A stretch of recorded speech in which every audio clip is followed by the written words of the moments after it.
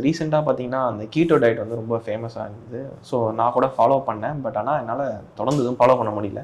So இப்போ இந்த keto diet வந்து அப்போ எப்படி ப்ராப்பராக இது பண்ணுறது? Keto diet is a low carb, high fat and moderate protein diet.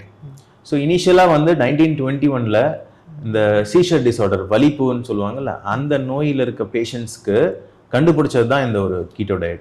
So அப்போ என்ன கண்டுபிடிச்சாங்கன்னா, அந்த கார்போஹைட்ரேட் லெவல் கம்மி பண்ணும்போது அந்த வலிப்புன்ற வர்றது வந்து கம்மி ஆகுது.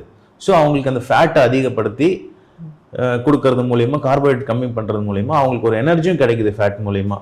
ஸோ இதுதான் கான்செப்ட் ஆஃப் கீட்டோ டயட். இனிஷியலாக உங்களுக்கு வெயிட் லாஸ் இருக்க மாதிரி தெரியும். அண்ட் காம்ப்ளிகேஷன்ஸ் பார்த்தோம்னா எசென்ஷியல் வைட்டமின்ஸ் லைக் ADEK இதெல்லாமே வந்து உங்கள் டயட்டில் வந்து டெஃபிஷியன்ஸாக இருக்கிற வாய்ப்பு இருக்குது. ஸோ நியூட்ரிஷனல் டெஃபிஷியன்சி வரலாம், அண்ட் மசில் லாஸ் ஆகலாம், கான்ஸ்டிபேஷன் வரலாம், அதனால ஆனல் ஃபிஷர்ஸ் வரலாம் உங்களுக்கு.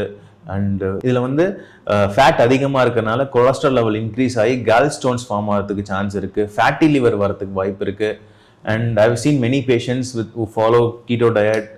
அது இன்சிடென்டல் ஃபைண்டிங் தான் ஃபேட்டி லிவருங்கிறது அல்ட்ராசவுண்ட் பண்ணும்போது. நிறைய பேர் இப்போது கரண்ட் இதில் வந்து நான் பார்க்க முடியுது நிறைய ஃபேட்டி லிவர் பேஷண்ட்ஸை. And liver, kidney, heart disease இருக்கவங்களுக்கு இந்த கீட்டோ டயட் அட்வைசபிள் இல்லைங்க.